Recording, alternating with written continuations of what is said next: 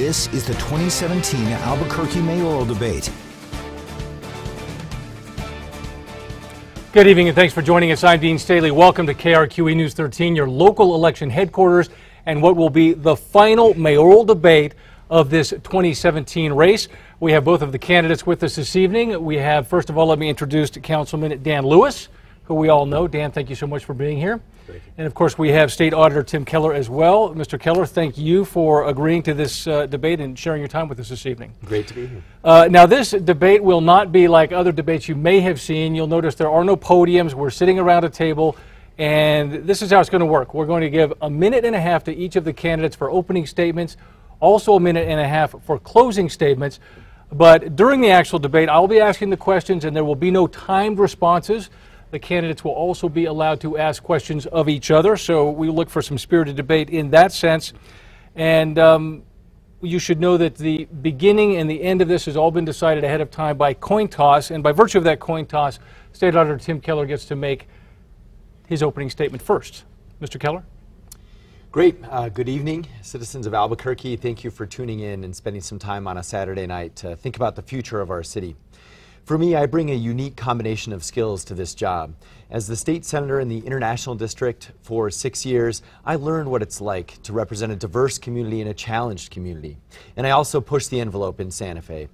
Now, as your state auditor, I've been fighting fraud, waste, and abuse in our local communities, and I've learned the difference about how government works, and I think more importantly, how it doesn't work, and that disconnect between what politicians say and what they actually fund. But I'm also a father, and my wife and I are born and raised here in Albuquerque.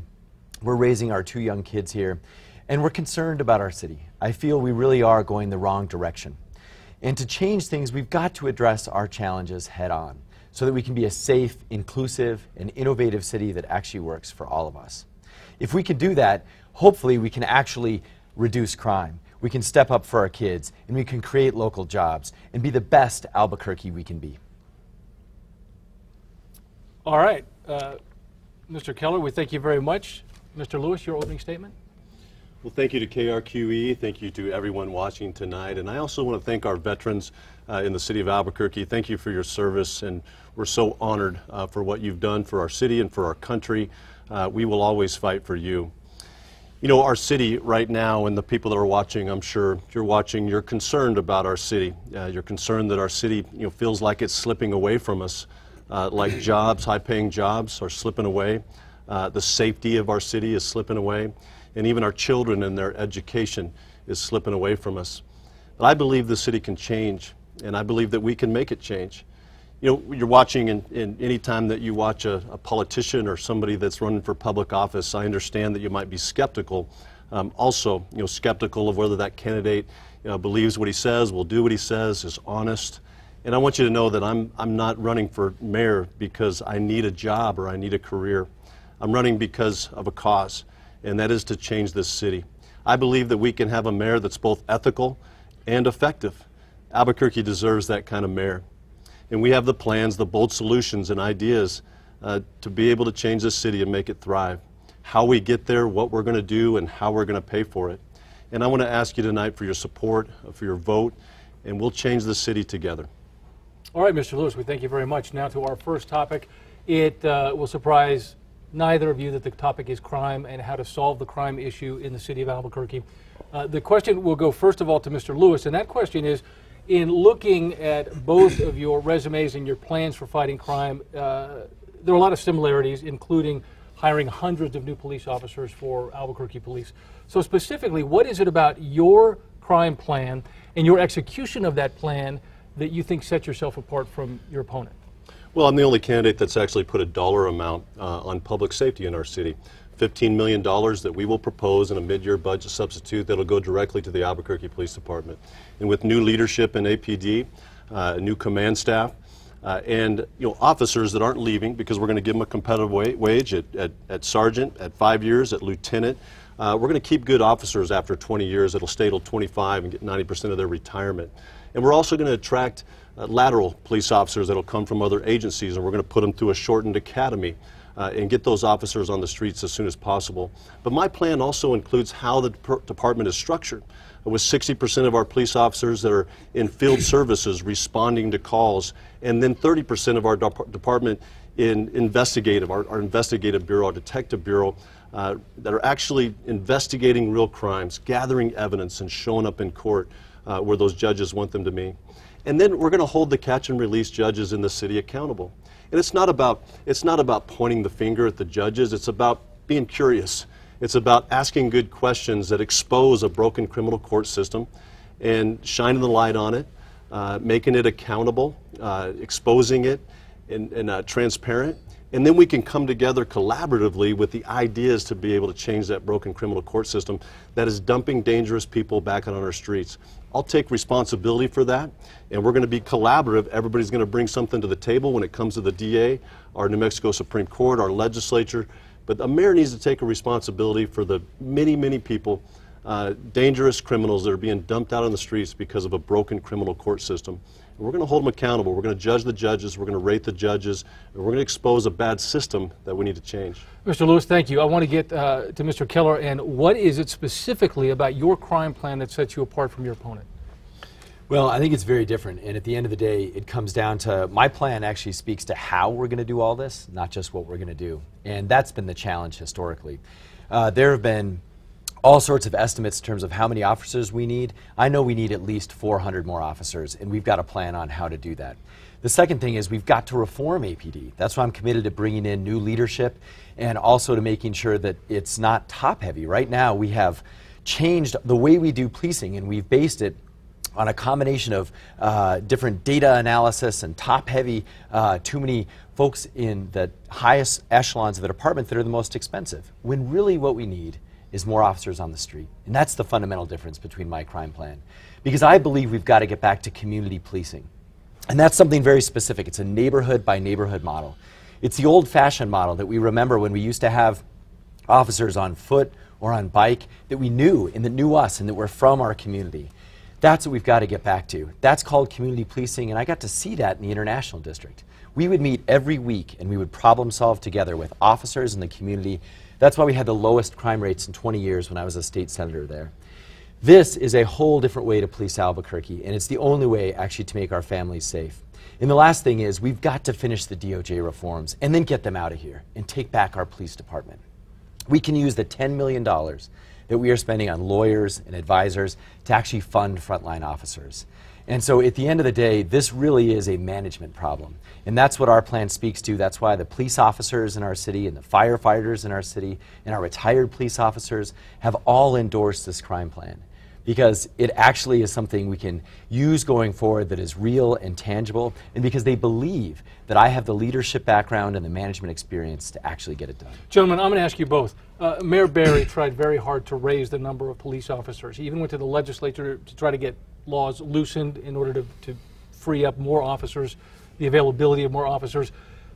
What did he do wrong? Is there some secret, is there some silver bullet hiding in your plans that he was unaware of? Or what do you think the mistake was? What will be different? Well, you know, the difference between us, you know, certainly the difference between Tim and I is I put a dollar amount on it. Actually a priority in our budget that prioritizes public safety. And you could talk about, you know, how we got to describe the how and then not really describe the how. I have laid out the how on how we're going to do that. In fact, the first to be able to say that we need 1,200 police officers, and there's science behind it. It's not just throwing out a number. It's 25 police officers for every 10,000 people in our city that will make us proactive and intelligent and be able to do community policing. But also one of the big differences between us is the fact that Tim won't hold catch and release judges accountable.